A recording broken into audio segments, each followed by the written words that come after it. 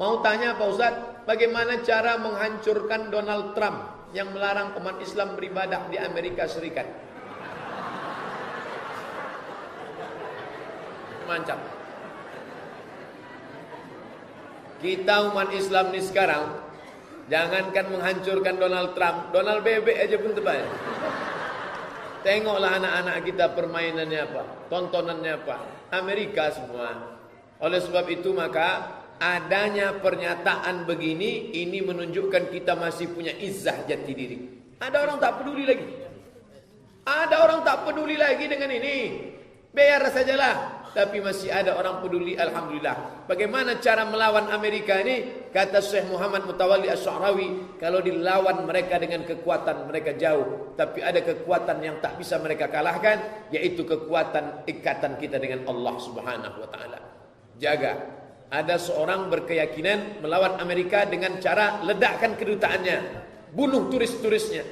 Tapi tak setuju saya dengan ini. Maka kekuasaan akan tumbang sendirinya dengan pengetahuan yang benar. Maka umat ini mesti dididik kembali kepada ajaran Islam. Itulah yang dikatakan oleh Profesor Dr. Ismail Raji Al-Faruqi dari Palestina. Dia orang Palestina. Kata dia, kita tak mungkin menang melawan Barat, tapi kita bisa lawan dengan apa? Ilmu pengetahuan. Anak bapak ibu, ajarkan bahasa Inggris, masukkan sekolah pakar ekonomi Islam, pakar politik, hebat hukum SHMH, menjadi dokter.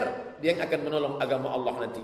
Dia akan ceramah, berbicara tentang proses kehamilan dalam Al-Quran, pakai bahasa Inggris, ditonton orang Amerika. Mereka akan masuk Islam gara-gara ceramah dia. Lebih hebat, lebih dahsyat, ditonton ribuan viewer, 200.000 penonton di YouTube, membuatnya di-like malaikat, di-like manusia. Kenapa? Karena dia membawa ke jalan Islam dengan ilmu pengetahuan. Pendidikan anak-anak kita, dengan itu nanti Donald Trump akan jatuh dengan sendirinya insyaallah. Amin. Ada salah satu pengurus MUI yang menjadi saksi untuk Ahok. Isomuddin sudah dicopot. Jangan takut lagi dengan Isomuddin. Ternyata doktornya tak betul, dia tak doktor. Belum pula berangkat haji lagi. Haji ola ulun, haji ola bersunat bolun. Tak betul. Dan apanya itu yang di Lampung itu pun tidak bertanggung jawab. Kami Sekolah Tinggi Agama Islam Lampung tidak bertanggung jawab atas segala tingkah laku Isomuddin. Pokoknya dia sedang tersudut habis sekarang. Bagaimana cara kita dalam menyiarkan Islam, ilmu-ilmu agama yang kita tahu. Sedangkan banyak di luar sana yang sering ngomong agar kita jangan riya. Ilmu agama jangan di-share agar terhindar dari riya. Yang riya itu yang mana? Ini mesti orang Islam jangan nanti dituduh sikit-sikit riya. Saudaraku, hari Rabu 1 Rajab, mari kita isi dengan ibadah. Itu tidak riya. Yang riya itu adalah puasa dia nanti hari Rabu, pas buka puasa direkam. Allahumma laka sumtu wa bika amantu. Itu yang riya itu. Kalau ngajak orang enggak apa-apa. Mengingatkan orang, posting ayat, posting hadis, ambil dari kutub tis'ah, satu hari satu hadis, bagus. Tapi menceritakan ibadah, sudahkah anda berzikir hari ini hadisnya, bagus. Tapi ketika dia berzikir, setelah 1000 kan itu zikir, setelah 1000 dipoto. Alhamdulillah sudah 1000 hari ini. Bagi yang suka tolong like and share ya. Jangan, jadi tidak semuanya riya. Bedakan itu. Apa itu aliran Syiah Pak Ustadz? Beda kita dengan Syiah 5. Kata Syekh Ali Jum'ah. Yang pertama dia menambah rukun iman, mesti percaya kepada imam yang 12. Sedangkan kita rukun iman kita cuma 6. Sedangkan dia mesti percaya kepada imam yang 12. Siapa yang tak percaya kepada imam 12 kafir. Yang kedua, dia mengatakan Quran itu sudah diotak-atik, diobok-obok oleh Umar, Utsman, Abu Bakar. Maka dia tak percaya Quran yang ini. Kalau memang dia tak percaya, kenapa mereka masih pakai Quran ini? Kata imam dia, sementara Quran yang asli datang, pakai aja yang KW ini dulu.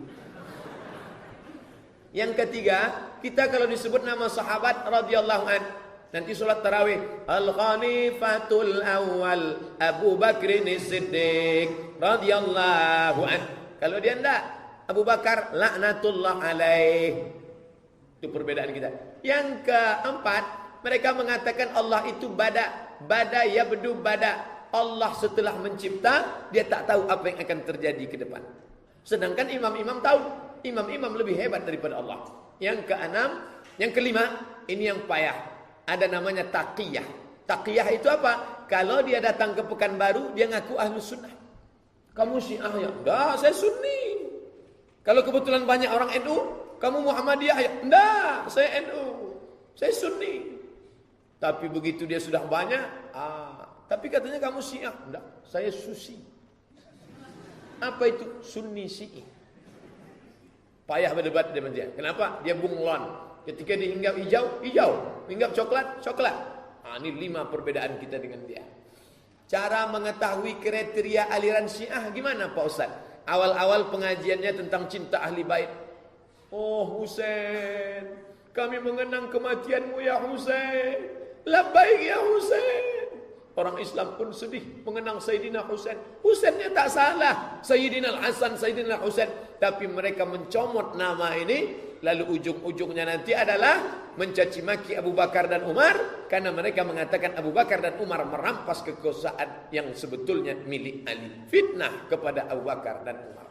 Itu cirinya. Adapun solatnya, sujudnya nanti mesti ada turbah Karbala, yaitu tanah yang dicetak bulat dari Karbala Irak untuk sujud di atas. Kalau tidak ada turbah Karbala, bisa digantikan dengan tisu. Dia lipat 4, ada letakkan tempat sujud. Nanti kalau ada bapak ibu tengok orang solat meletakkan tisu tempat sujud, itu 2 kemungkinan. Pertama dia Syiah, kedua tentang flu. Jadi tak semua yang meletakkan itu Syiah.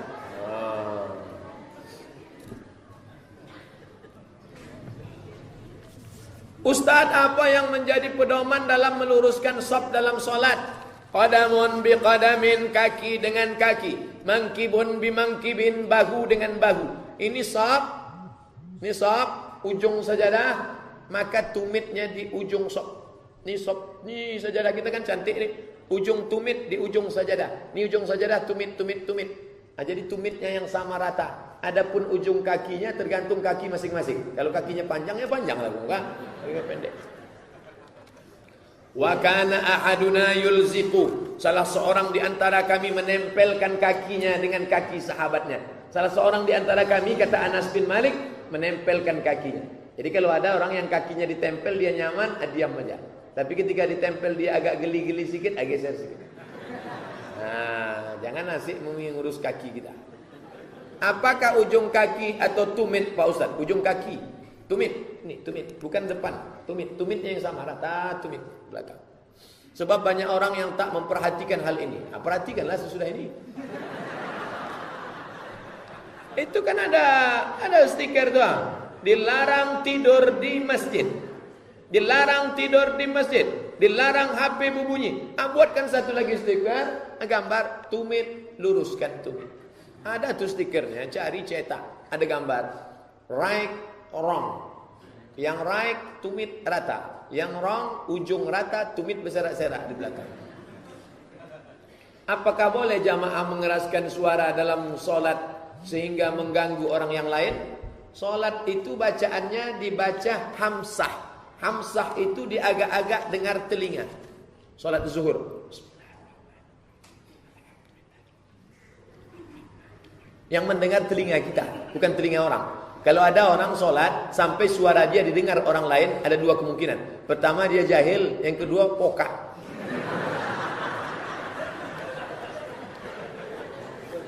Bolehkah melakukan sholat fardu kifayah sesudah sholat asar? Boleh.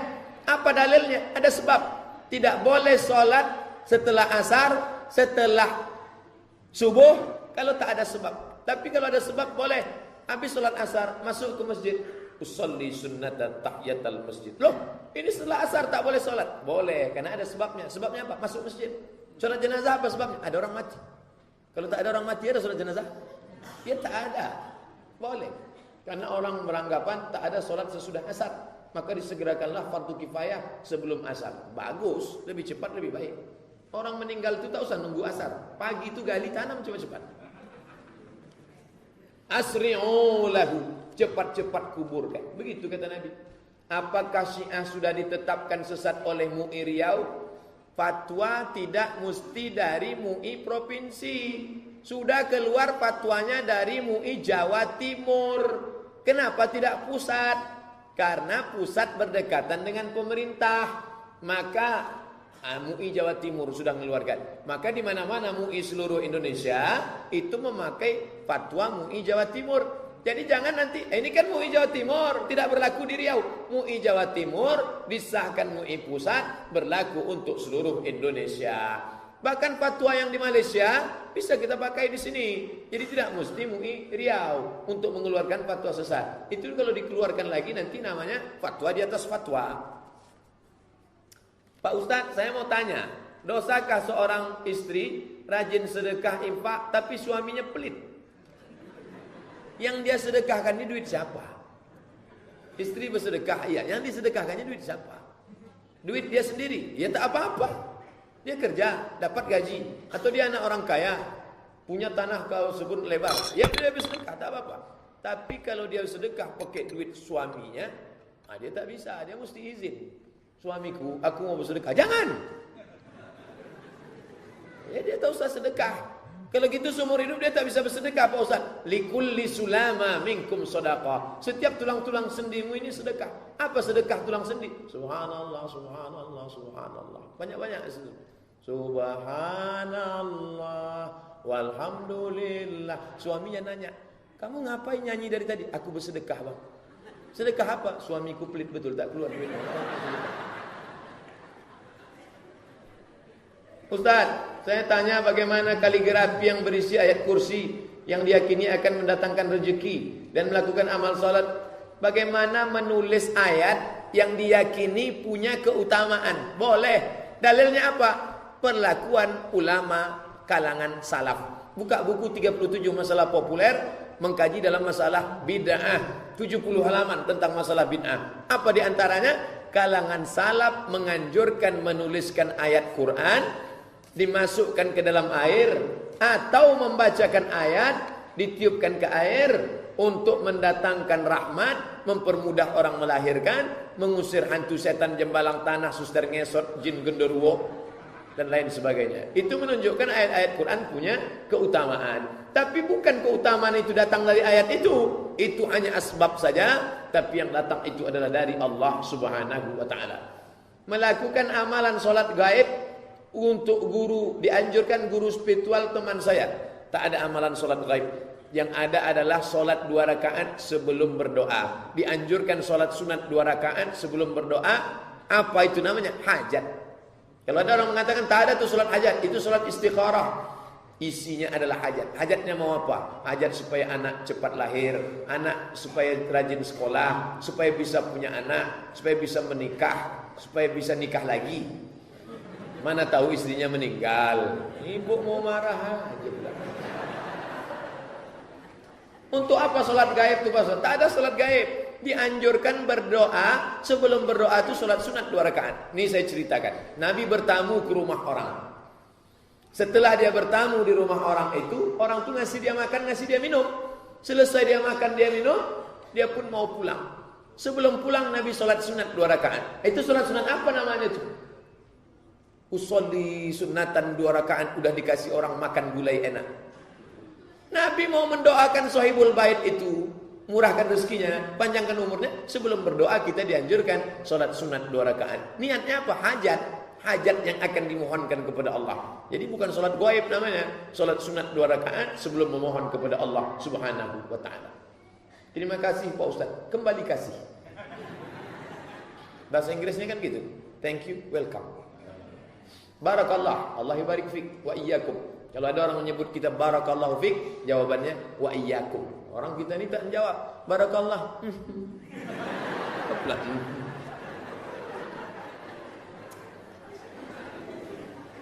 Di mana kami bisa mendapatkan buku 37 masalah populer? Keluar dari Arifin Ahmad, jumpa MTQ, belok kiri. Setelah belok kiri nanti jumpa perkantoran Sudirman. Di depan tuh nampak Karaoke Rosa. Tapi jangan masuk ke dalam. Masuk terus ada toko Tafaqquh. Tafaqquh punya Dr. Mustafa Umar, adalah buku 37 itu di situ. Ustaz, bagaimana cara menghindari fitnah Dajjal? Pertama, hafal 10 ayat awal surat Al-Kahfi. Yang kedua, baca surat Al-Kahfi malam Jumat. Nanti Allah akan berikan penjaga sehingga selamat dari Dajjal. Yang ketiga, sebelum salam baca doa. Fil alamina innaka hamidum majid. Cukup. Tapi kalau mau ditambah bagus. Allahumma ighfir lima qaddamtu wa ma akhartu wa ma asraftu wa ma a'lantu wa ma asraftu wa ma anta a'lamu bihi minni antal muqaddim wa antal muakhiru. La ilaha illa anta subhanaka inni kuntu minadh zalimin. Sebelum salam, ini dia. Minta perlindungan pada Allahumma inni a'udzubika min azabi jahannam wa min azabil qabri wa min fitnatil mahya wal mamat wa min syarri fitnatil masihid dajjal. Allahumma inni ala dzikrika wa syukrika wa husni ibadatik. Assalamualaikum warahmatullah. Assalamualaikum warahmatullah. Itu kata Nabi SAW. Ustaz, saya mau bertanya tentang maksud surat ayat Maryam, ayat 10 surat Maryam. Zakaria berkata, berilah aku suatu tanda. Dia berfirman, tanda bagimu ialah kamu tidak bercakap-cakap dengan manusia 3 malam. Padahal kamu sehat. Apa maksudnya tidak dapat berbicara? Maksudnya adalah dia bernazar puasa. Lan ukallimal yauma, aku tidak akan berbicara kepada manusia. Padahal dia dalam keadaan diberikan Allah Ta'ala ilham. Kita kalau sholat istikharah, ada satu-satu tanda diberikan ilham ke dalam hati. Tidak wahyu. Karena wahyu itu hanya kepada Nabi. Tapi diberikan Allah kepada kita satu kecondongan hati untuk melakukan sesuatu atau meninggalkan sesuatu. Hati yang bersih, terjalin ilham ke dalamnya, connect dengan Allah Subhanahu wa taala. Maka berat saja dia ingin bicara selama 3 hari lamanya. Salasal layalin sawiyah. Ini tentang masalah tidak berbicara. Saya sudah lama menikah, tapi belum dikaruniai anak. Ketika saya baca arti surat Maryam, apakah itu salah satu cara untuk berdoa? Syariat sebelum Nabi Muhammad sallallahu alaihi wasallam boleh diamalkan kalau disetujui Nabi Muhammad. Nih, puasa Nabi Daud. Puasa Nabi Daud itu syariat untuk Nabi Daud. Berpuasa sehari, makan sehari, puasa sehari, makan sehari. Hanya boleh dilaksanakan karena Nabi setuju. Kenapa kamu puasa Nabi Daud? Karena Nabi setuju. Mana buktinya Nabi setuju? Ahabbus siyam ilallah shaumi Daud. Puasa yang paling disukai Allah, puasa Nabi Daud. Tapi orang puasa bicara, duduk di sebelah saya, orang puasa bicara. Ketika datang orang ngomong sama dia, diambilnya kertas. Ini tak betul.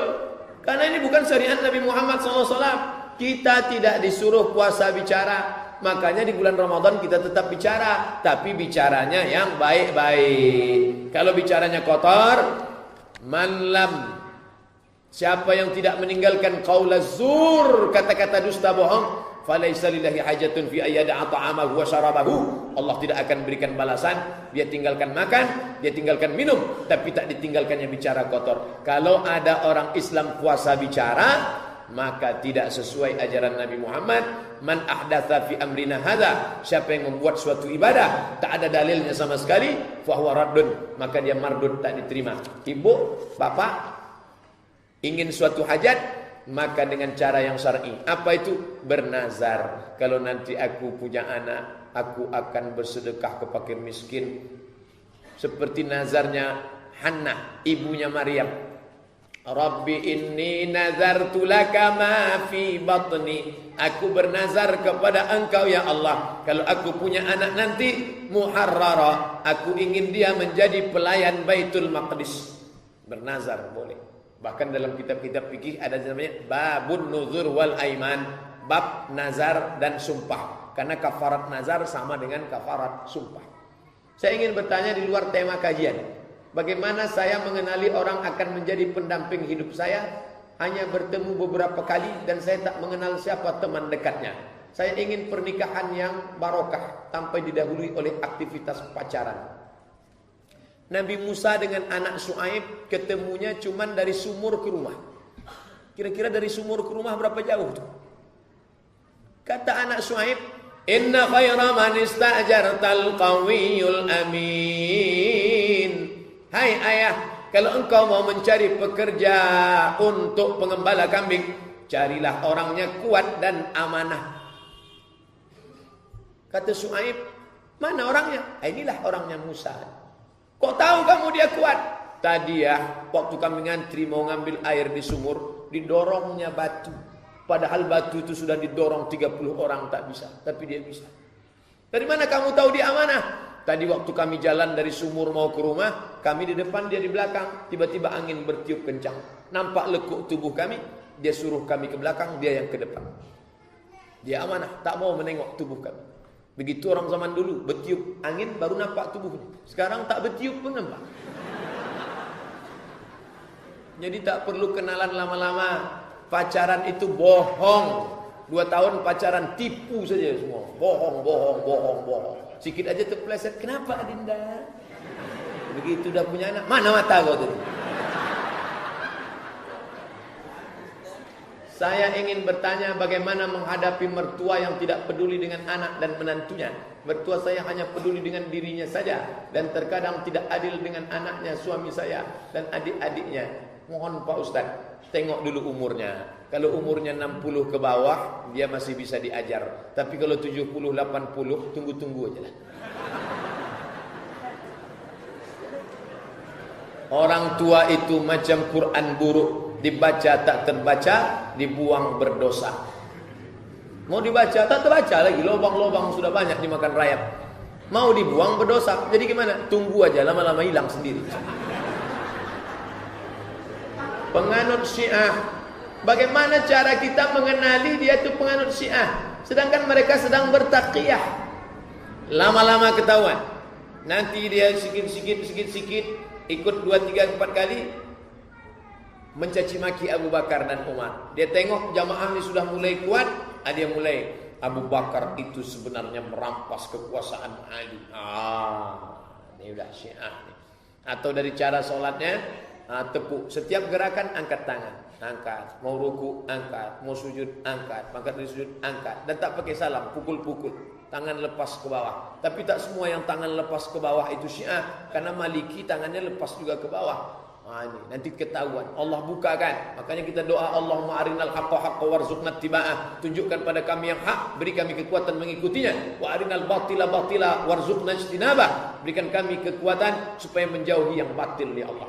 Ini salah satu usaha kita kaji siang ini, aliran sesat. Selanjutnya di luar tema, Ustaz, bagaimana saya mengenal calon suami sedangkan saya dan dia tidak memiliki perantara yang bisa menjadi mediator saling mengenal. Saya juga tak ingin terjebak dalam pacaran. Banyak anak-anak perempuan sekarang tak mau pacaran. Masya Allah. Mudah-mudahan kalian bertemu dengan laki-laki yang juga tak mau pacaran. Kalaupun punya, dia sudah tobat nasuha. Yang pertama, kita mesti meyakini bahwa hidup ini ada yang mengatur. Nih, apa kata Soekarno? Aku tak pernah mencarimu, kau pun tak pernah mencari aku. Tuhan mempertemukan kita. So sweet.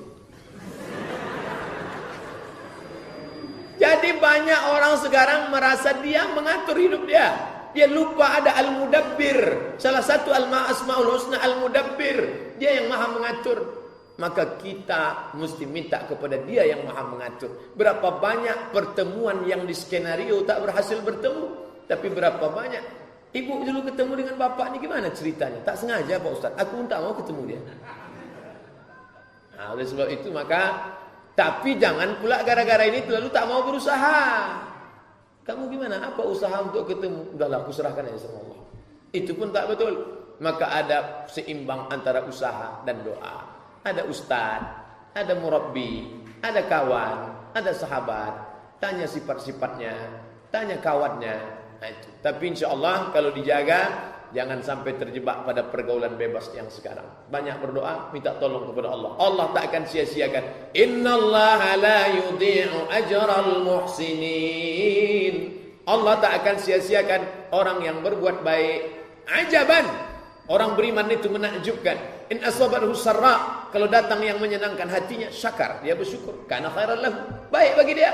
In asabathu dharra, kalau datang yang tak menyenangkan hatinya, sabar, dia bersabar. Kana khairan lahu, buruk dan baik tak ada beda di mata orang beriman. Baik syukur, tak baik sabar, dua-dua dapat pahala. Apakah berhukum kepada selain hukum Allah bisa kafir? Wa man lam yakum bima anzalallahu faulaika humul kafirun. Siapa yang tak berhukum dengan hukum Allah kafir. Wa man lam yakum bima anzalallahu faulaika humuz zalimun. Siapa yang berhukum tidak dengan hukum Allah zalim. Wa man lam yakum bima anzalallahu faulaika humul fasiqun. Siapa yang berhukum tidak dengan hukum Allah fasik. Kalau gitu Ustaz Somad kafir, fasik, zalim lah. Saya tidak kafir, tidak fasik, tidak zalim. Kenapa? Karena saya tak punya kekuasaan, tapi saya menyampaikannya. Sampaikan sesuai dengan kemampuan kita. Bapak Ibu sekolahkan anak sekolah Islami, SDIT, SMPIT, SMIT, Islamic Boarding School, pondok pesantren, supaya dia mengenal hukum-hukum Allah. Mungkin tak sekarang diterapkannya, tapi di masa akan datang tetap ada harapan bahwa dia akan menegakkan hukum Allah Subhanahu wa taala. Apakah habis solat fardu harus pindah tempat untuk solat sunat? Tidak. Tadi Ustaz pindah tempat, tak pindah. Bagaimana dengan kawan saya yang pindah? Dia ingin mencari tempat barokah, keberkahan dalam masjid, karena tempat-tempat itu akan menjadi saksi nanti. Tapi andai dia tak pindah pun, tidak berarti malaikat tak mencatat, tetap ada saksi. Tapi baik pindah, andai tak pindah pun tidak mengapa, karena ini bukan rukun, bukan syarat, bukan wajib, hanya dianjurkan saja. Baik. Bagaimana orang meninggalkan anak istri untuk agama, Pak Ustaz? Ada batasannya. Ingat tak bunyi sirat ta'liq? Jika saya meninggalkan 3 bulan lamanya berturut-turut, tidak memberikan nafkah zahir dan batin, lalu dia datang ke pengadilan agama membayar iwat 10.000. Nah, jadi di situ ada aturannya. Setelah direnung-renung ulama, berapa lama perempuan itu tahan? 3 bulan, tak ada nafkah zahir batin. Setelah itu perempuan istikharah. Aku mengadu atau aku bersabar. Kalau engkau sabar, tunggulah. Kalau kau tak sabar, mengadulah. Di mana kantornya Pak Ustaz? Ini saya tunjukkan lagi. Keluar dari Arifin Ahmad, masuk Sudirman. Setelah lewat Karaoke Rosa tadi, putar ke kanan. Nanti ada kantor PGRI. Belok kiri, itu ada kantor agama. Terus Parit Indah, ada kantor pengadilan agama. Nah, situlah. Nah, Pak Ustaz, mohon dijawab. Iyalah, dari tadi jawab aja sudah. Apa boleh politik dibawa ke masjid? Boleh politik dibawa ke masjid. Saya setiap Ramadan menyusun 30 malam. Malam pertama saya bicara ini, malam kedua bicara ini, malam ketiga bicara ini, malam keempat bicara ini. Maka saya buat di situ 1 malam politik Islam. Kalau saya sampai di masjid itu saya tanya pengurus, judulnya sudah ditetapkan? Belum, pakai judul saya. Politik Islam. Karena kalau politik tidak dibicarakan di masjid, di mana orang tahu? Orang kafir sudah bicara nama. Mereka katakan coblos nomor ini, coblos orang ini. Orang Islam masih lagi mengharamkan politik. Yang tak boleh itu adalah kalau masjid dijadikan ajang untuk kampanye, akhirnya tiap partai. Kalau nanti Masjid Al-Kausar jadi kampanye, ini tiang masjid bisa 4 warnanya. Datang calon PDIP dicatnya merah, datang calon Nasdem dicatnya biru, datang calon dicatnya itu yang tak boleh. Bahwa dia menjelaskan orang Islam harus berpolitik. Kalau tidak berpolitik, nanti orang Islam akan dipolitiki orang lain. Politik haram, politik najis, politik jahat, politikus isinya tikus. Akhirnya orang Islam meninggalkan politik. Siapa mengambil politik? Ahok. Ada yang mau caleg jadi Riau 1, kampanye terselubung di masjid. Apa boleh? Saya tengok dulu bunyinya. Kasih rekamannya ke saya, tengok bunyi. Kalau dia di dalam itu bercerita, Bapak Ibu sekalian, zakat di Provinsi Riau ini tidak akan naik kalau tidak dengan politik. Betul yang dia cakapkan itu? Mana contohnya? Siap. Zakat 12 kabupaten di Riau yang berhasil 10 miliar 2016 itu siap. Kenapa? Dengan politik, tanda tangan. Ustadz berceramah, bayarlah zakat. Semua jamaah. Tapi dengan kekuasaan, segenggam kekuasaan di tangan pakai menolong Allah Subhanahu wa taala. Nah, jadi nanti jamaah rekam bunyi orasinya, kirim MP3-nya ke saya, nanti kita dengar. Mana batasan-batasan bicara. Tapi kalau dia hanya cerita tentang diri dia, saya ini, nah, itu tak betul tuh. Tapi kalau dia bercerita, nanti umat itu yang akan memilih layak atau tak layak. Besok Senin tanggal 27 saya lihat ada jadwal Ustadz di Jalan Ronggo Warsito. Di Masjid Nana tuh Pak Ustadz. Ini saya tunjukkan lagi.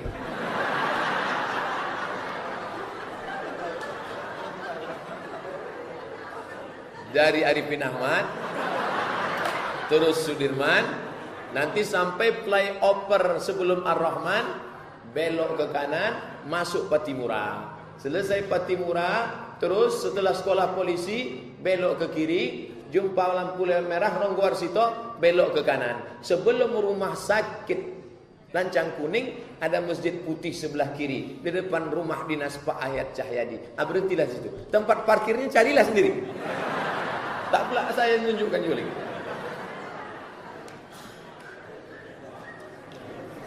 Acara kita ini sampai jam berapa? Jadi saya jawab tadi sampai terakhir. Tadi Ustaz berkata bahwa orang yang tidak mempercayai hadis termasuk orang sesat. Yang saya tanyakan, bagaimana caranya menghadapi orang yang seperti itu? Kalau punya ilmu, ajak dia berdebat. Kalau tak punya ilmu, laporkan dia ke Komisi Fatwa. Nanti Komisi Fatwa memanggil dia. Habis itu dia hanya bisa dinasehati. Karena kita tidak macam Umar bin Khattab. Kalau pada masa Umar bin Khattab dicabut pedang. Tanya, ente tak percaya sama hadis? Tidak, tobat 3 hari. Panggil dia hari ini, hari Ahad, Senin, Selasa, Rabu. Rabu pagi tanya, percaya enggak? Enggak. Kita sekarang tak ada hukum pancung. Kenapa? Karena hukum pancung itu katanya bertentangan dengan human right, hak asasi manusia. Maka kita hanya bisa nasihati dia. Janganlah kau begini, janganlah kau begini, janganlah kau begini. Titik. Lebih daripada itu kita tak punya kuasa. Bagaimana hukumnya orang yang beriman ketika sedang kita sholat sunnah? Kita sedang sholat, datang orang menepuk bahu kita. Kita sedang sholat tahiyatul masjid, Allahu Akbar. Di masjid mau musafir keluar kota. Datang orang menepuk bahu kita, maka kita kuatkan takbir kita. Allahu Akbar. Sami'allahu liman hamidah. Salat kita sah, salat dia pun sah berjamaah menurut mazhab Syafi'i saja. Hanafi, Maliki, Hambali tak ada istilah tepuk bahu. Saya 2 tahun tinggal di Maroko, tak ada orang Maroko pernah nepuk bahu saya. Sedangkan menurut mazhab Syafi'i sah. Walaupun bapak tidak berkeyakinan solat tentang ini, bapak tetap kuatkan takbir supaya dia bisa ikut di belakang. Karena kalau bapak takbirnya tak kuat, nanti gimana dia mau bangkit dari sujud? Takkan diintipnya ke belakang. Kalau kita tak sepemahaman dengan dia, jangan pula tak kasih dia, ditepuknya bahu. Kuatkan saja takbir. Bagaimana hukumnya orang perempuan memakai nama suaminya di belakang namanya? Ud'uhum li'abaihim. Panggillah mereka menurut nama bapak mereka. Huwa aqsatu indallah. Itu lebih mendekati keadilan dalam pandangan Allah. Zaid bin Muhammad, Zaid bin Muhammad. Zaid anak Muhammad, Zaid anak Muhammad. Turun ayat. Maka Muhammadun aba ahadim min rijalikum. Muhammad bukan bapak kamu, walakin Rasulullah. Dia adalah Rasulullah. Marah Allah karena panggil Zaid anak Muhammad. Panggil nama bapak aslinya Zaid bin Harisah. Zaid bin Harisah. Jangan pakai nama ayah angkat, jangan pakai nama suami. Iya kalau suaminya panjang umur. Kalau mati, nikah sekali lagi, ganti lagi. Nikah lagi, ganti lagi. 3 suami, 3 kali ganti. Ada apa hukumnya membaca niat wudhu di dalam kamar mandi yang ada WC? Tak boleh. Bismillahirrahmanirrahim. Nawaitu rab'al hadasil asghari listibahati sholati fardu alayya lillahi ta'ala. Nabi tidak menjawab salam ketika dalam WC. Assalamualaikum. Assalamualaikum. Assalamualaikum. 3 kali salam. Diam. Setelah keluar baru Nabi nyambut salam. Waalaikumsalam. Nabi punya cincin tulisannya Muhammad Rasulullah, 3 baris, Muhammad Rasulullah. Kalau dia mau masuk kamar mandi dicopot, mau masuk WC copot, tinggalkan. Bapak, ibu jangan buat cincin tulis Muhammad Rasulullah. Nanti copot, tinggalkan, balik, tak ada lagi. Tak boleh menyebut, dalam hati saja boleh. Apakah kita niat solat sunat syuruk atau niat solat sunat duha? Usolli sunnatal isyraq. Nama waktunya syuruk, nama solatnya isyraq. Syaratnya 3. Pertama, solat subuh berjamaah. Man shallal ghadata fi jama'atin. Siapa yang solat subuh berjamaah, summa qa'ada yazkurullah, duduk berzikir mengingat Allah, hatta tatlu asyam, sampai terbit matahari. Terbit matahari sekarang 6.18. Sampai setinggi tombak setan mengikuti matahari. Ini matahari terbit, ini permukaan bumi, terbit matahari, datang setan. Oh, ini lambang setan, metal. Matahari terbit, datang setan. Selama berapa lama? Setinggi tombak. Setelah diukur menurut ilmu astronomi 12 menit. Maka lewatkan 12 menit. 6.18 tambah 6 tambah 12 sama dengan 6.30. 6.30 baru setan pergi. Barulah solat sunat isyraq. Usolli sunnatal isyraq raka'ataini lillahi ta'ala. Kalau cukup 3 syarat. Solat subuh berjamaah di masjid, berzikirnya di masjid, solat isyraq 2 rakaat. Tapi kalau tidak cukup syarat, solatnya duha. Itu beda duha sama isyraq. Waktunya sama, tapi solatnya beda karena beda syarat. Tadi solatnya berjamaah enggak? Enggak. Jam 6.30 mau berangkat ke kantor. Kantornya di Pelalawan. Solat apa? Solat duha, bukan solat isyraq. Apakah kata niat solat syuruk atau niat solat sunat duha? Kalau cukup syarat isyraq, kalau tak cukup syarat duha. Ditanya 2 kali, ragu pula saya jawab. Sebagai seorang remaja yang rentan terhadap aliran sesat, apa yang harus saya lakukan jika saya bertemu dengan orang yang sedang menyebarkan aliran sesat? Bagaimana caranya? Saya seorang remaja menemukan seorang beraliran sesat, nomor HP-nya, nama lengkapnya. Dengan ini saya laporkan ke Ketua Majelis Ulama Indonesia Provinsi Riau atau yang kabupaten kota di depan Masjid Ar-Rahman, langsung ke Ustadz Sekum MUI Kota, Ustadz Hashim, atau langsung ke Ustadz Sekum Ustadz Domo, Zul Husni Domo Provinsi. Nanti beliau akan menurunkan ke ketua komisi akan bersidang, orang ini akan dipanggil. Kalau dia berhenti, tak berhenti, maka dia masuk dalam diajukan gugatan ke kejaksaan dan ke Polda. Begitu prosedur penanganan orang sesat dalam negara Republik Indonesia. Bagaimana menyikapi kondisi pemerintah yang pada hari korupsi berjamaah nih Pak Ustaz? Kemana mau mengadu? Mengadu ke polisi? Mengadu ke kejaksaan? Mengadulah kepada Allah Subhanahu wa taala. Allahumma dafa'anal ghala wal waba wal fahsya wal riba wal fasad. Jauhkan negeri ini dari riba, dari narkoba, dari zina. Ibu-ibu, gimana cara ibu? Saya kan perempuan, ibu rumah tangga. Anak itu dinasihati, duduk. Anakku 9 bulan 10 hari kau kekandung, aku tak ingin mengandung calon koruptor. Kalau tak bisa mengatasi yang masa lalu, paling tidak ibu sudah mengatasi yang akan datang. Ceramah Ustaz boleh jadi tak masuk ke telinganya, tapi anak-anak itu mendengar. Ibu sudah menyelamatkan generasi Riau 20 tahun yang akan datang. Dengan apa? Semua mengatakan itu. Anakku, kau kususukan 2 tahun, ku kandung 9 bulan 10 hari, aku meregang nyawa melahirkanmu nak. Aku tak ingin mengandung penghuni neraka. Masuk itu ke kepalanya, sampai mati dia ingat. Ibu tulis di kertas. Wasiat terakhir, aku tak ingin mengandung koruptor. Itu akan dia bingkai, dibuatnya di ruang tamu. Aku tak ingin mengandung koruptor. Luar biasa cara menyelamatkan.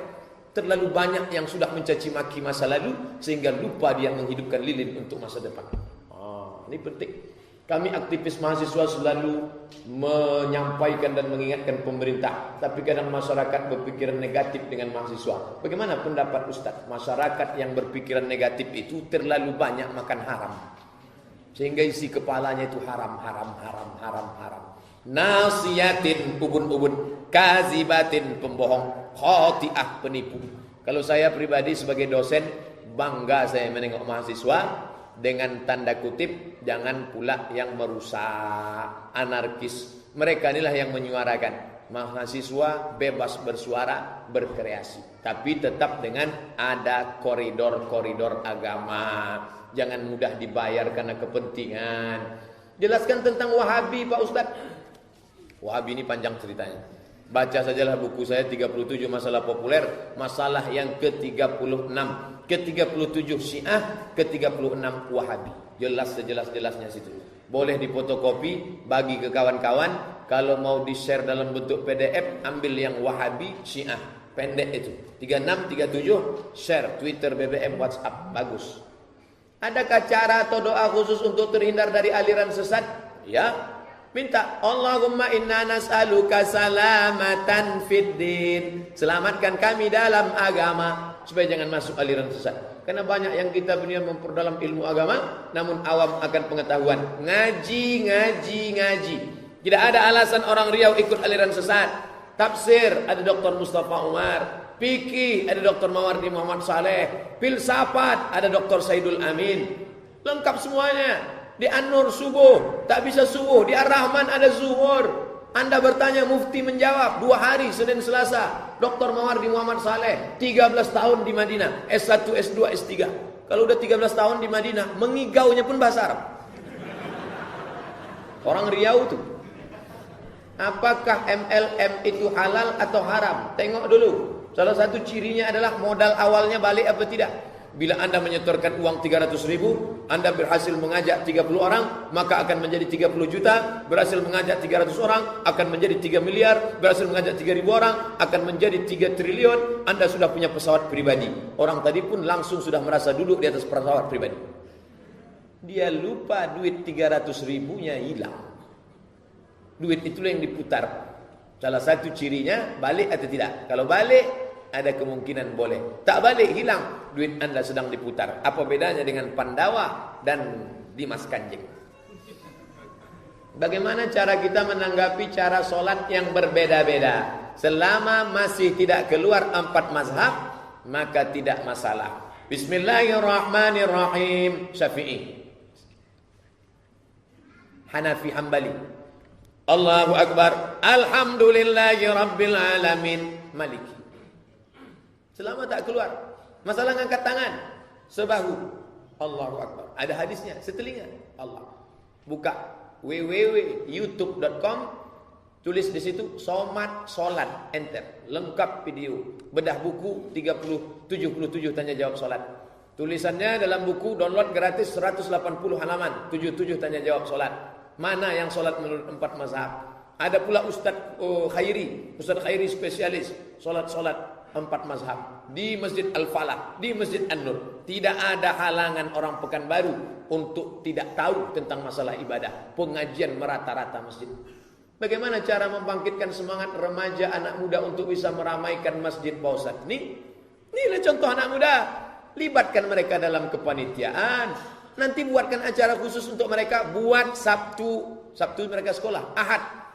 Hari Ahad pagi, subuh berjamaah, ngaji, sarapan pagi, main futsal. Anak-anak muda semua. Buatkan. Penyelenggaraan jenazah, anak-anak muda. Jangan menyelenggarakan jenazah orang tua. Karena sesama tua pun tak lama juga lagi mati. Maka anak-anak muda itu. Karena kalau kita mati, yang mandikan kita itu yang paling baik anak kita. Modal penyelenggaraan jenazah tidak banyak. Banyak Pak Ustaz, beli bonekanya berapa? Tidak pakai boneka. Anak tu aja mandikan satu. Izin sama bapaknya, Pak, saya mandikan anak Pak. Mandikanlah, memang malas dia tu mandikan. InsyaAllah banyak orang tak melibatkan remaja. Masjid Al-Kausar sudah baik, langkah, tapi majukan terus. Hari Sabtu malam Ahad di An-Nur ada pula khusus anak muda. Apa nama kajiannya? Saturday night. Kalau disebut mau kemana? Pengajian kampungan. Kamu mau kemana? Saturday night. Mantap. Orang kita ini kan suka pakai Inggris. Tadi sarapan pagi pakai apa? Ayam goreng. Kampungan. Kau pakai apa? Fried chicken. Padahal kualinya sama. Itu juga. Minyak jelantah juga. Bagaimana cara kita menanggapi dengan adanya golongan-golongan Islam tersebar dari golongan? Sudah dibuatkan aturannya, rule of the game, ADART. melanggar yang 10 sesat. Tidak melanggar yang 10 tidak sesat. Hizbut Tahrir, Perti, Muhammadiyah, Salafi, Dualapi. Apalagi namanya? Tidak peduli namanya apa, pendirinya apa, negaranya mana. Yang penting tidak melanggar yang 10, maka dia masih Ahlussunnah wal Jamaah. Tak boleh kita sesat-sesatkan dia. Jadi jangan ikut-ikut isu. Inilah gunanya dibuatkan MUI menjadi acuan supaya orang jangan kelahi. Kalau sesama orang di masjid kelahi, yang ketawa siapa? Yang tak ke masjid. Sesama di masjid bertinju, siapa yang ketawa? Yang di masjid. Allah Pak, kata. Orang bertinju. Di mana bertinju? Di masjid. Alhamdulillah wa anda ke masjid. Apa hukumnya jika kita sholat terkena najis tak sengaja? Sahkah? Allahu Akbar. Sholat di bawah Hotel Hilton karena penuh Masjidil Haram. Allahu Akbar. Tak ciri burung merpati dari hati. Itu kan tak sengaja kita. Kita tak sengaja. Merpati itu yang sengaja. Kamu kenapa tak berhenti sholat? Saya tak sengaja Pak Ustaz. Maka batal. Karena bernajis. Maka dia sudah kena najis. Maka dia hentikan sholatnya. Kalau gitu dia tak dapat pahala jamaah. Dapat. Sholat dia lagi sekali lagi. Tapi dia tetap dapat. Innamal a'malu binniyat. Nah sekarang kasus yang kedua. Dia sholat. Tiba-tiba datang anak kecil. Entah anak siapa di belakang. Tangannya kena tai. Disapukannya belakang. Dia tak tahu. Setelah selesai salam. Assalamualaikum warahmatullah. Assalamualaikum warahmatullah. Tengok orang di belakang senyum semua. Tengok rupa. Astagfirullah. Maka dia ulang salatnya. Nama salatnya i'adah. Salat itu terbagi 3. Pertama salat adaan. Kedua i'adatan. Ketiga qadaan. Ini i'adah. Diulang balik salat karena pakaiannya bernajis. Ustaz, berdosakah jika meminta diruqyah dengan sengaja? Tidak.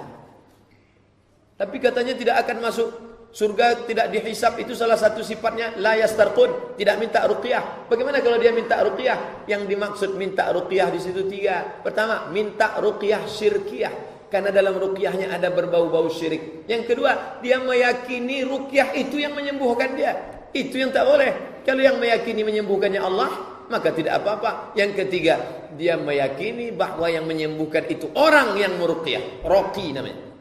Maka tidak, ini hanya wasilah saja. Maka tidak apa-apa. Karena sahabat pun ada yang minta diruqyah dan Nabi tidak melarang mereka untuk saling meruqyah dan Nabi menyuruh sahabat meruqyah. Bagaimana sikap kita jika orang memiliki pandangan negatif terhadap manhaj yang kita ikuti, seperti manhaj salafi? Padahal kita tahu bahwa salafi bukan aliran sesat. Bagaimana agar sesama umat Islam dapat menghargai hal tersebut? Salafi ini tak sama semuanya. Saya punya kawan salafi garis lunak. Kalau NU ada NU garis lurus. Salafi ini ada yang garis lunak. Macam mana lunaknya, Bro? Macam agar-agar. Kami tetap akrab, sering share. Bahkan buku saya dia nyuruh beli. Ustaz Abdullah Hadrami dari Malang. Itu salafi, murid langsung dari Syekh Ibn Utsaimin. Apa kata dia? Bila anda ingin keluar dari kotak kecil, bacalah buku 37 masalah populer ditulis oleh Ustaz Abdul Somad dari Riau. Dikirim sama kawan ke WA. Saya terkejut. Siapa yang nulis nih? Ustaz Abdullah Hadrami di FB-nya. Oh, saya tak ada kontak dengan dia. Jadi tak semuanya keras. Tapi yang keras-keras tak tentu arah itu banyak juga. Saya pun habis juga dibantai murid-muridnya. Maka FB saya berhenti. FB yang sekarang itu fanpage. FB saya mati sudah lama, habis dihajar mereka. Ini apa isinya nih? Ini nampaknya dari orang-orang ahli kebatinan. Dia mau menguji. Ustaz Tula Putri nak makrifat. Cuba dulu sekali. Ciri-ciri Syiah yang nampak macam mana Pak Ustaz? Sudah saya jawab. Bagaimana cara menghindari ajaran mereka Pak Ustaz? Perkuat keyakinan Ahlus Sunnah wal Jamaah. Alaikum bil Jamaah. Karena serigala hanya menerkam kambing yang memisahkan diri dari jamaah. Jangan pisahkan diri dari jamaah. Alaikum bil Jamaah. Ustaz, saya ingin bertanya, jika Bapak bertemu dengan orang yang menyebarkan aliran sesat, apa yang akan Bapak lakukan? Dan jika itu harus ditindaklanjuti, siapa yang memiliki hak dan menangani? Proses pertama, buat laporan ke Sekum MUI. Sekum MUI akan memanggil bersidang komisi fatwa. Komisi fatwa akan mengeluarkan rekomendasi ke Kejaksaan dan Polda. Kalau dia berubah berhenti, cukup sampai di situ. Namanya penanganan MUI. Kalau tidak, akan dilanjutkan kepada pasal penistaan agama. Begitulah proses-prosesnya. Jilbab itu wajib. Tapi kita lihat ada orang ulama besar Quraisy Shihab, anaknya tak pakai jilbab. Apa dia ini orangnya sesat, Pak Ustaz? Saya tidak membaca buku, tidak melihat di TV, tapi saya menengok langsung selama 3 tahun. Beliau jadi duta besar tahun 1999, saya masih kuliah. Menengok langsung, istrinya tak pakai jilbab, anak-anak perempuannya pun tak pakai jilbab. Dia menafsirkan ayat itu semau sesuai kehendak dia saja. Oh, kalau begitu sesatlah dia, Pak Ustaz.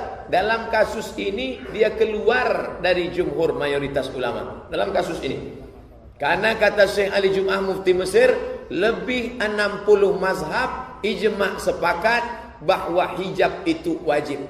Namanya hijab, penutup aurat ini. Sedangkan jilbab itu adalah kain panjang yang menutup dari kepala sampai ujung kaki. Itu namanya jilbab. Adapun kain penutup rambut itu bukan jilbab. Itu namanya kain pendek penutup rambut, namanya khimar. Pakai kha, khimar. Maka dalam satu kasus ini dia keluar dari mayoritas ulama. Begitu cara menyikapinya. Penafsiran keluar dari mayoritas ulama. Ustaz, dalam hidup ini kita mengikuti mazhab. Apakah kita pilih mazhab yang paling mudah atau yang paling ringan? Saya sampai sekarang ikut mazhab Syafi'i. Tidak yang paling mudah, tak yang paling ringan. Itu yang saya yakini, itu yang saya amalkan. Walaupun saya belajar 2 tahun di kampung mazhab Maliki, tapi saya tetap pakai mazhab Syafi'i. Menurut mazhab Maliki, kalau bersentuhan dengan istri tak batal, kalau tak bersyahwat. Tapi kalau menurut mazhab Syafi'i, bersyahwat tak bersyahwat batal. Maka saya tetap ulang wuduk saya. Jadi tidak pilih mudah-mudahnya. Nanti tentang wuduk dia pilih Maliki.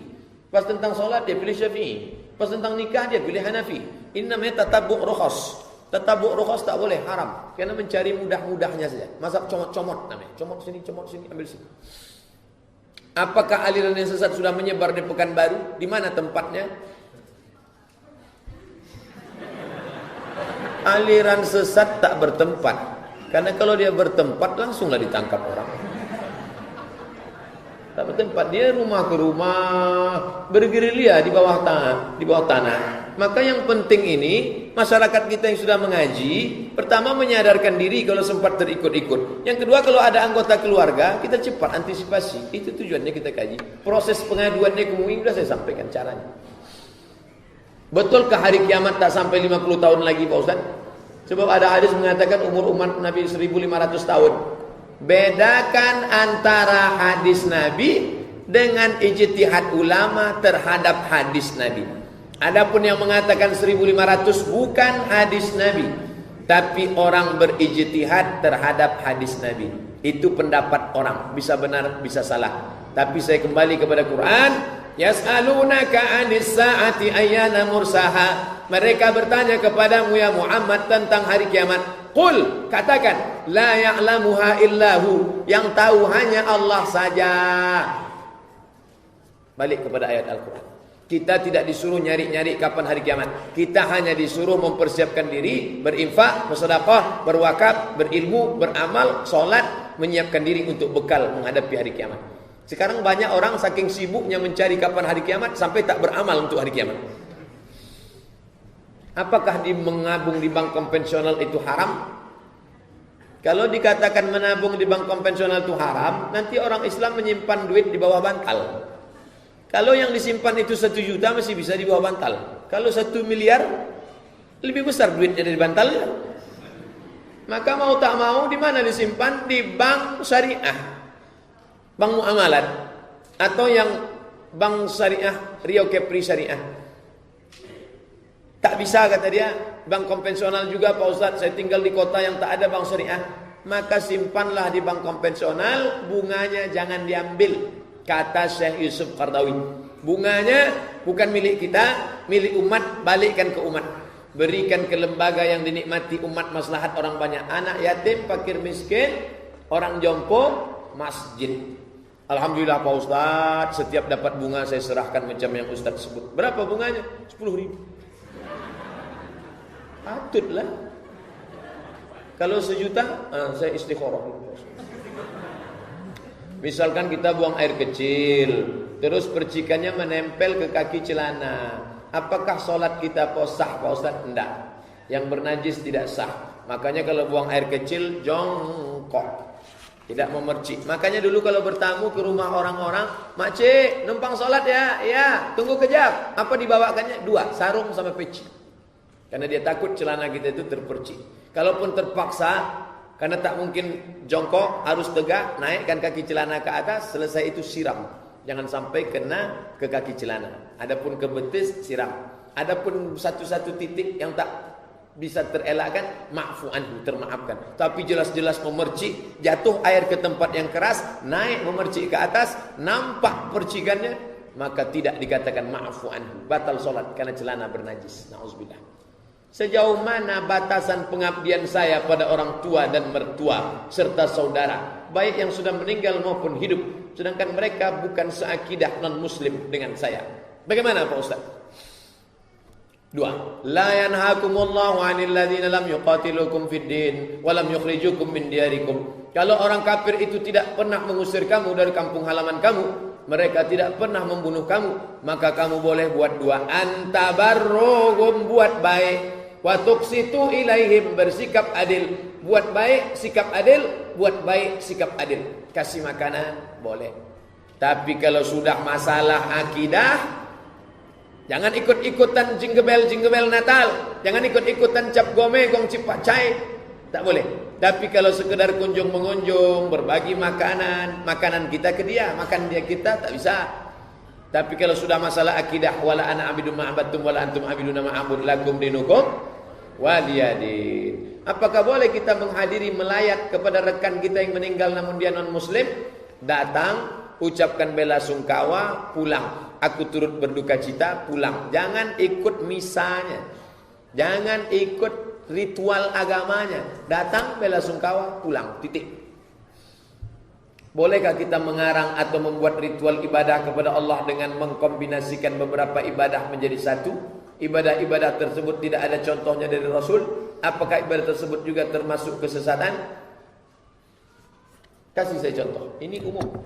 Tak bisa kalau umum. Kasih satu contoh baru bisa dijawab.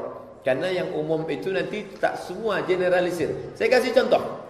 Nabi tidak pernah membaca doa khatam Quran dalam solat tarawih. Tak pernah. Tapi di Masjidil Haram, malam ujung Ramadan, ada doa khatam Quran dalam solat tarawih. Itu tak pernah dibuat Nabi. Tapi tetap dibolehkan. Kenapa? Karena dia tidak masuk kategori bid'ah dalalah. Karena masih ada contoh dari kalangan salaf. Ini. Jadi jangan asal tidak dibuat Nabi, sesat. Tak bisa begitu. Bagaimana sikap kita menghadapi orang menghujat kita sesat, ahlul bid'ah? Saya mengikuti dakwah jamaah tabligh dan saya terus dihujat ahli bid'ah. Karena dakwah 3 hari, 40 hari dan tak ada dalilnya. Saya datang ke majelis jamaah tabligh, ijtima' 20.000 orang di Kubang. Ketemu saya dengan ulama-ulamanya dari Pakistan, dari Bangladesh, dari India, dari Kalimantan, Kiai Lutfi, ada semua.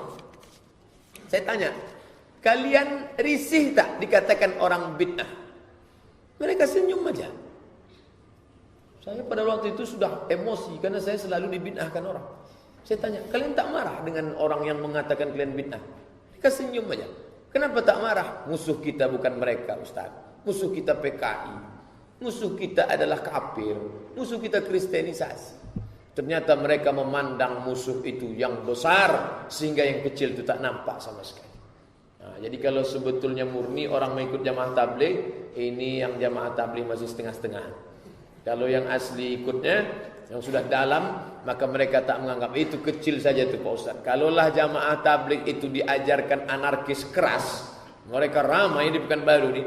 Sudah hancur kelompok-kelompok kecil-kecil yang mengejek-ejek jamaah tabligh. Tapi jamaah tabligh tak pernah menganggap itu sesuatu yang besar. Itu kecil, Ustaz. Yang besar itu adalah orang jahil. Yang besar itu adalah orang yang meninggalkan masjid. Yang besar itu adalah orang yang tak berdakwah. Itu yang mesti kita selamatkan. Apa ciri Rasulullah dalam berpakaian, Pak Ustaz? Pakaiannya putih. Nabi bersorban. Nabi berjenggot. Nabi kalau berjalan seperti orang yang turun dari bukit, jalannya cepat. Nabi berjalan menunduk, matanya tidak jelalatan. Nabi bicaranya tepat. Ablaghul bulagha, jawami'ul kalim, pendek, singkat, padat dan mengena. Itulah Nabi SAW. Itu disebut dengan sunnah wasfiyah. Sunnah ada 3, qauliyah, fi'liyah, takririyah, wasfiyah. Sifat-sifat Nabi SAW. Apakah memakai sorban dan gamis itu sunnah? Ya, Nabi pakai jubah, Nabi pakai sorban. Makanya ada hadis Nabi berwudu, tangannya dibasahkan, dia usap saja sorbannya, tak dia buka sorbannya. Ada versi kedua, dia masukkan tangannya ke balik sorbannya, kena ke dalam. Ini tentang masalah bersorban. Apa ada hadis bangun dari sujud mengepalkan tangan? Ada. Namanya hadis al-ajin.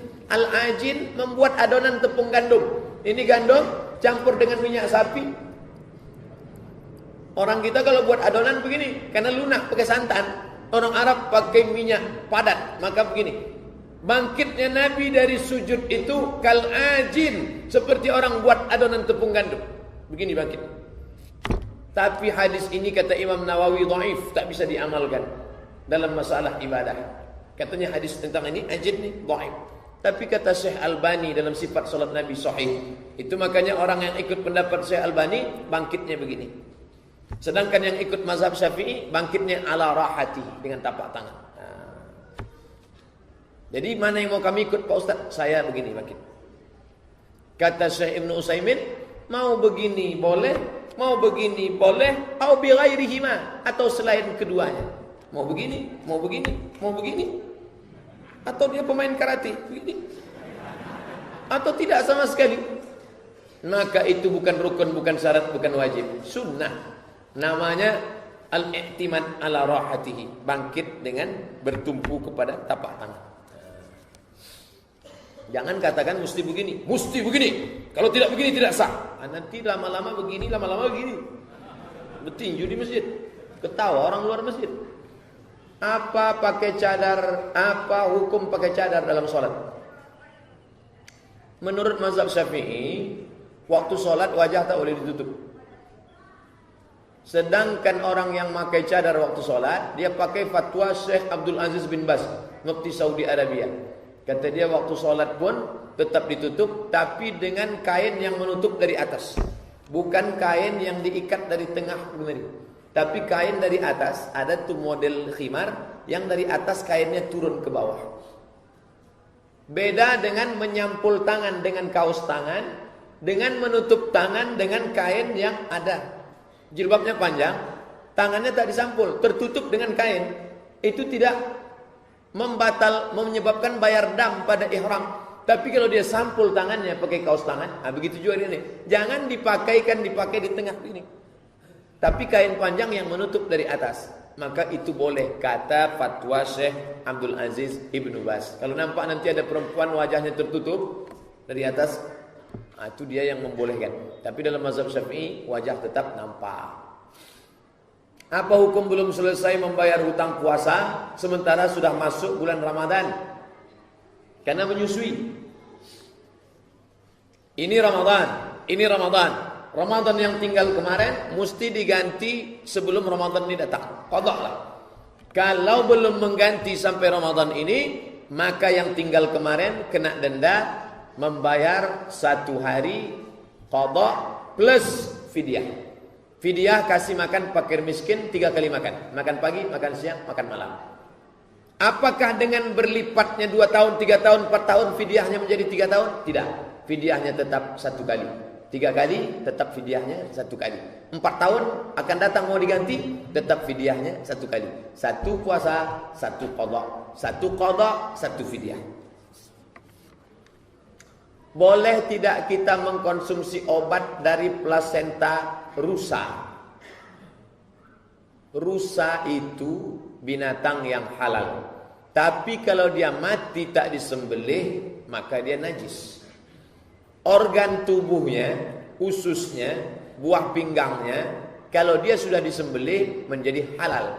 Tapi kalau organnya itu masuk kategori najis, maka dia najis. Kita tidak suruh berobat dengan najis. Andai dia najis, haram. Andai dia haram, berarti tak boleh. Tapi pilihannya dua. Pilih mana nih sekarang? Mati atau pakai najis?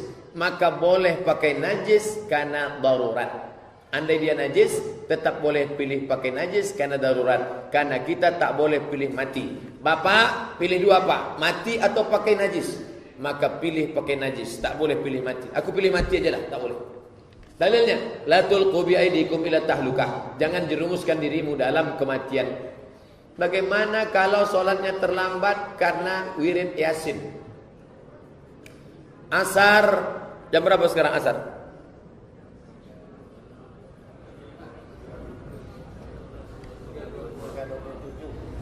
Terlambat wirid karena apa? Karena terlambat sholat karena wirid. Sholat itu wajib, wirid itu sunat. Tapi dalam mazhab Hanafi boleh menunda sholat ketika panas terik. Panas terlampau terik, maka dia tunda sholat. Boleh menunda sholat karena panas terik. Makanya kalau bapak ibu pergi sholat ke masjid India di Kuala Lumpur, begitu selesai azan, loh kok enggak sholat? 1 jam selesai azan baru sholat. Kenapa? Mereka pakai hadis abridu, tunda sampai teduh matahari. Ustaz, ada teman saya mengatakan tidak boleh mendengar ceramah dari ahli bid'ah. Dia mencontohkan Ustaz Arifin Ilham. Apakah teman saya itu aliran sesat? Dia tak aliran sesat. Dia cuman salafi ekstrim.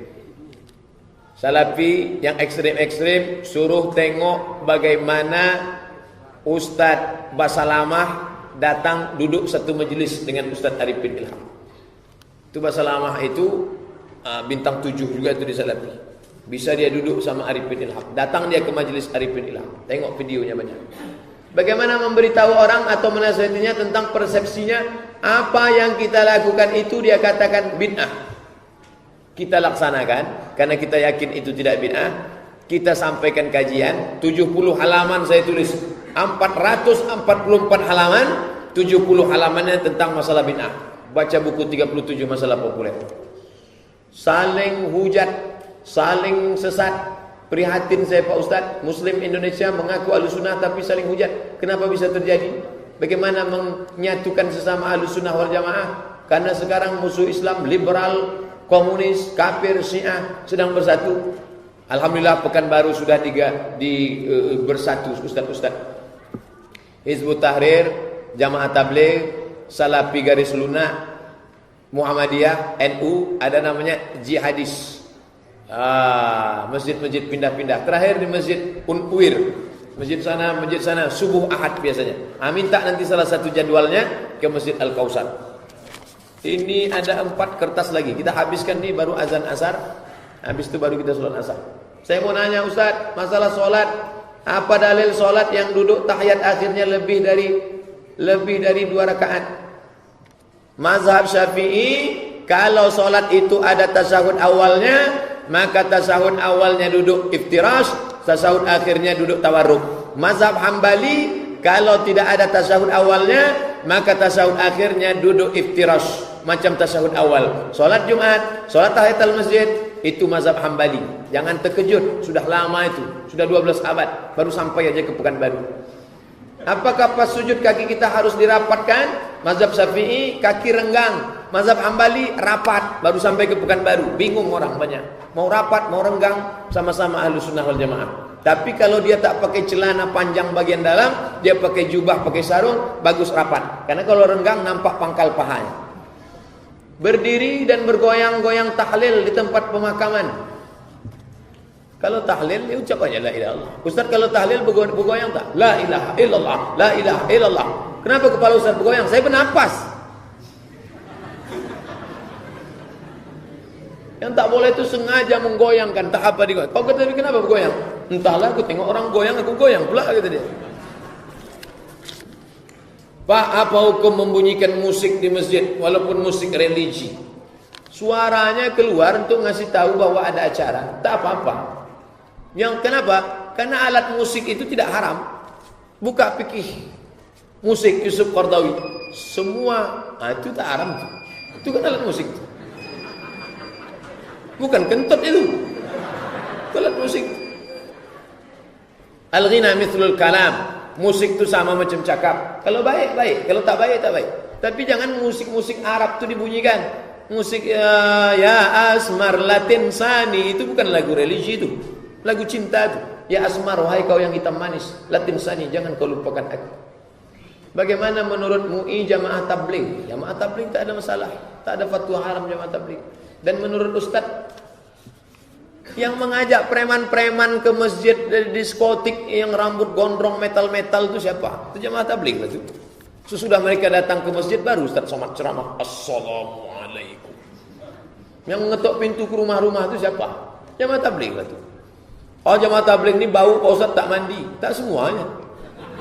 Di Maroko kaya-kaya jamaah tabligh, pakai Mercy, pakai sedan. Ada mahasiswa Indonesia selama kuliah di Mesir dapat rumah gratis. Dari siapa? Jamaah tabligh. Yang kaya-kaya. Kebetulan Bapak jumpa yang susah-susahnya. Ini satu pertanyaan lagi. Tapi ini pula yang paling payah membacanya. Solat zuhur yang tidak dijaharkan dan asar, jamaah membaca ayatnya panjang, sedangkan imam membaca ayatnya pendek. Jamaah belum siap membaca ayat, imam sudah rukuk. Apakah solat tidak sah? Sah. Kenapa? Karena yang menjadi rukun Fatihah saja. Asal selesai Fatihah. Andai makmum belum selesai Fatihah, imam sudah selesai, ikut saja ruku. Kenapa? Al-imamu junnah. Imam penanggung jawab. Faqiraatul imam qiraatul makmum. Bacaan imam mengkoper bacaan makmum. Apakah waktu zaman Nabi masih hidup, apakah sudah ada untuk seperti sekarang? Apakah solat Jumat sah dengan memakai meja dan kursi saja? Solat Jumat sah kalau memakai meja dan kursi saja. Nabi khutbah tak pakai mimbar. Nabi khutbah bersandar ke batang korma. Datang ibu-ibu, ya Rasulullah, aku punya budak tukang kayu, boleh kubuatkan mimbar? Boleh, kata Nabi. Mimbar itu bukan dari Nabi. Sahabat minta membuatkan mimbar. Jadi kalau tak ada mimbar, tegak aja dia khutbah. Sah. Terakhir, apakah yang dipakai jamaah yang tidak mau bersalaman dengan jamaah lain setiap selesai berdoa? Assalamualaikum warahmatullahi wabarakatuh. Tak mau. Dia mau hadis fi'li. Mana dalilnya? Maka kata Imam Al-Izz bin Abdus Salam, bersalaman selesai solat itu bid'ah, tapi bid'ah mubahah. Kata Al-Izz, sultanul fuqaha, sultannya ahli fikih. Imam Nawawi hafal Sahih Muslim, kata dia bersalaman setelah solat boleh, karena hadisnya umum. Maka Bapak Ibu kalau selesai solat salaman tak jadi masalah. Begitu menurut kata para ulama. Ada hafal Sahih Muslim, bersalaman selesai solat tak apa-apa. Ada cuman hafal hadis 3, itu pun pakai laptop. Melarang salaman selesai solat. Bapak Ibu ikut Imam Muslim, Imam Nawawi yang hafal Sahih Muslim, atau yang hafal hadis 3 kalau nengok laptop. Nah, kalau saya tetap ikut Imam Nawawi yang Sahih Muslim. Selesai solat, salaman, tak apa-apa. Sebelum solat, tak apa-apa. Selesai solat, tak apa-apa. Asal jangan sedang solat, salaman. Terima kasih segala perhatian. Mohon maaf segala kesilapan. Itu yang dapat saya sampaikan. Kita tutup dengan langsung doa selesai azan. Baca doa kafaratul majlis, penutup majlis. Subhanakallahumma wa bihamdika asyhadu an la ilaha illa anta astaghfiruka wa atubu ilaik. Wa sallallahu ala sayyidina Muhammad wa ala alihi washabihi wasallam. Walhamdulillahirabbil alamin. Wassalamualaikum warahmatullahi wabarakatuh.